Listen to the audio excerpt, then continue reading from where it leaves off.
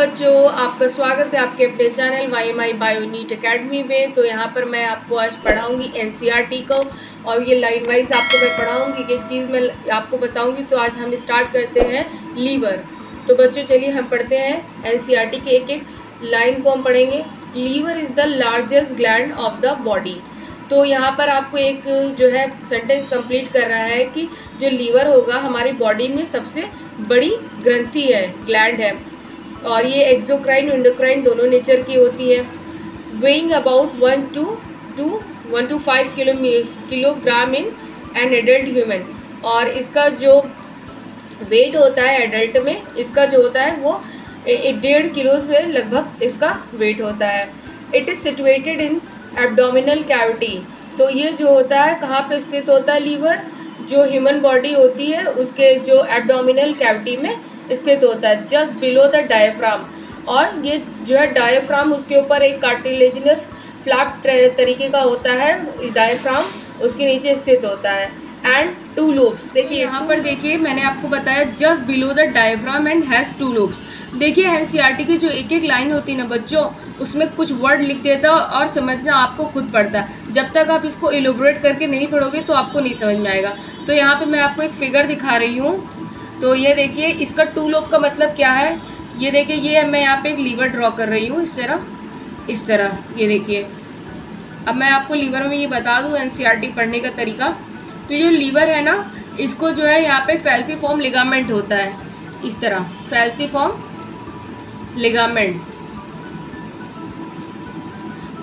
Ligament होता है।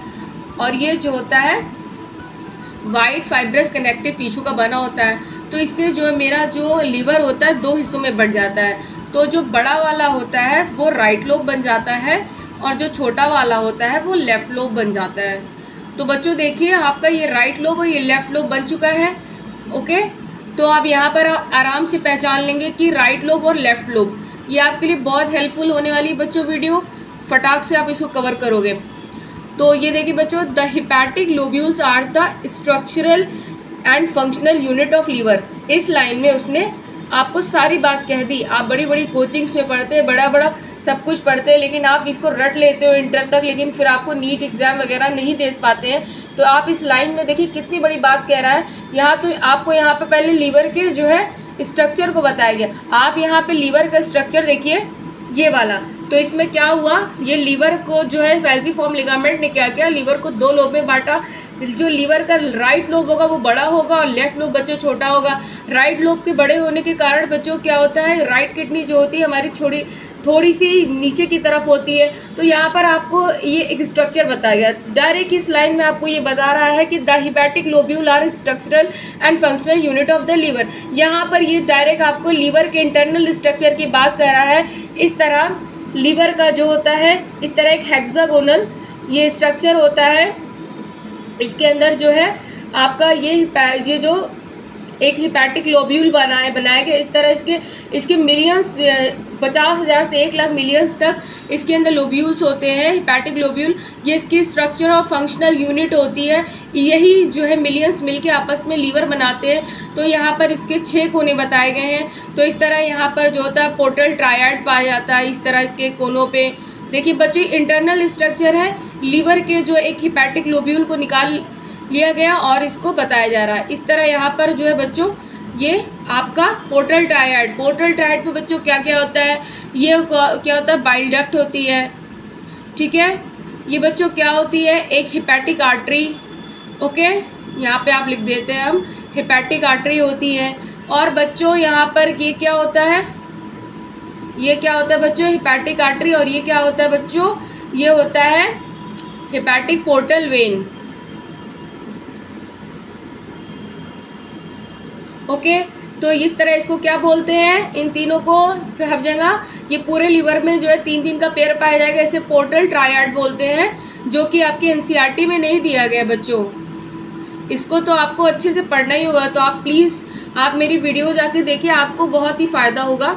तो यहाँ पर आपको इसने डायरेक्ट बोल दिया the hepatic lobule are the structural and function unit of the liver containing hepatic cell arrange in the form of the cords. अब डायरेक्ट ये इंटरनली स्ट्रक्चर की बात कर रहा है। ये हिपैटिक लोब्यूल है बच्चों इसके अंदर क्या होता है, एक सेंट्रल वेन होती है और यहाँ पर जो होता है हिपैटिक कॉर्ड, हिपैटिक साइट जो होते हैं, हिपैटोसाइट सेल होती है ना, उसको 2 रो में इस तरह यूँ अरेंज कर देते हैं। ये देखिए अरेंज कर देते हैं इस तरह।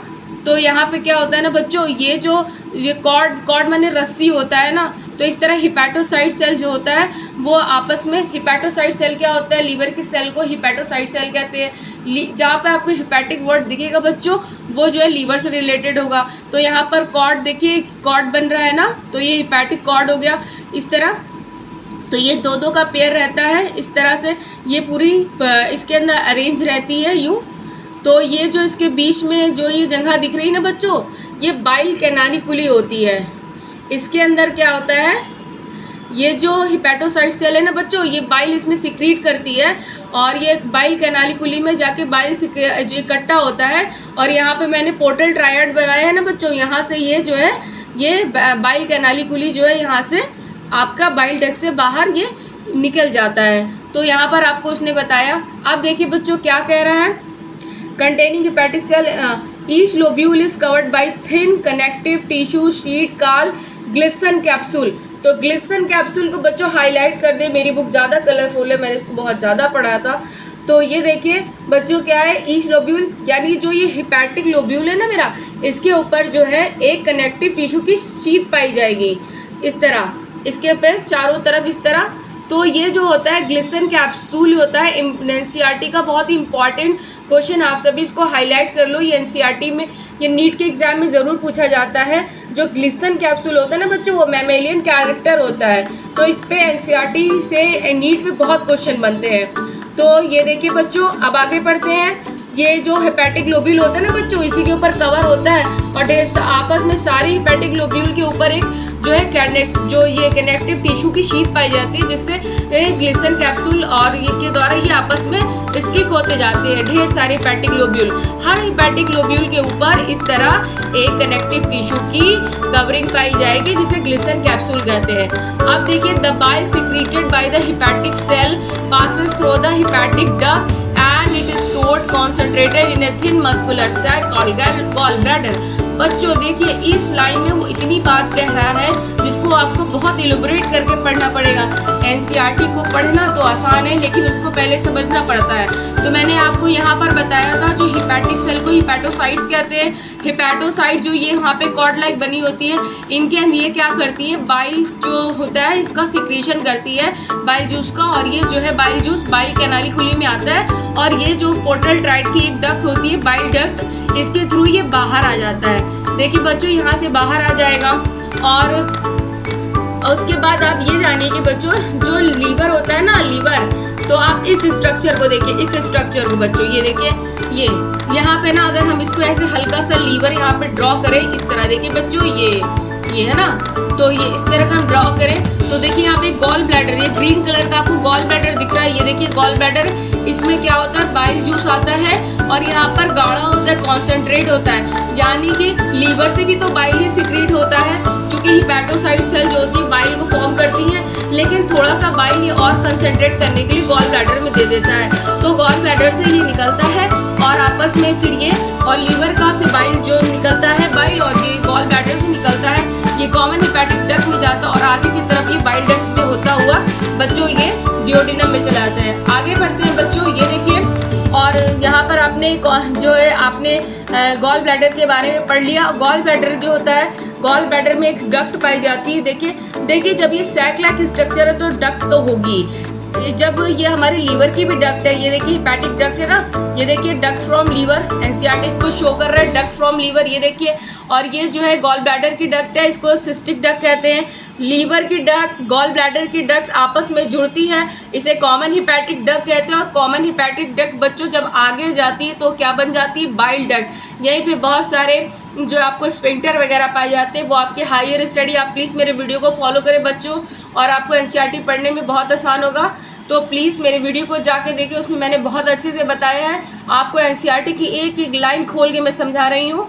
तो ये बच्चों ये देखिए, the duct of gall bladder cystic duct. देखिए यहाँ पर बच्चों उसने सिस्टिक डक्ट की बात कही है, देख रहे हैं बच्चों, सिस्टिक डक्ट। सिस्टिक डक्ट क्या होता है बच्चों, ये देखिए गॉल ब्लैडर की डक्ट को मैंने आपको बताया, ये सिस्टिक डक्ट होती है, गॉल ब्लैडर के साथ लगी होती है along with the hepatic duct. और हेपेटिक डक्ट क्या, जब लीवर और गॉल ब्लैडर एक साथ होगा तो उसके साथ देखिए एक गॉल ब्लैडर से डक्ट निकल रही है, लीवर से निकल रही है, दोनों डक्ट आपस में ज्वाइन हो जाती है, common hepatic duct. Common hepatic duct आगे जो है बढ़कर बाइल डक्ट में कन्वर्ट हो जाती है। तो बच्चों ये देखिए ओके, तो ये cystic duct along with hepatic duct from the liver and from the common bile duct. तो इसने यहाँ पर इसको बाइल डक्ट को बनाया। तो यहाँ पर मैं आपको बता देती हूँ, ये कि बच्चों गॉल ब्लैडर से एक डक्ट निकलती है जिसको सिस्टिक डक्ट कहते हैं, सिस्टिक डक्ट। और ये प्लस देखिए बच्चों लीवर से निकली एक डक्ट, इसको कहते हैं हेपेटिक डक्ट बच्चों, हेपेटिक डक्ट कहते हैं।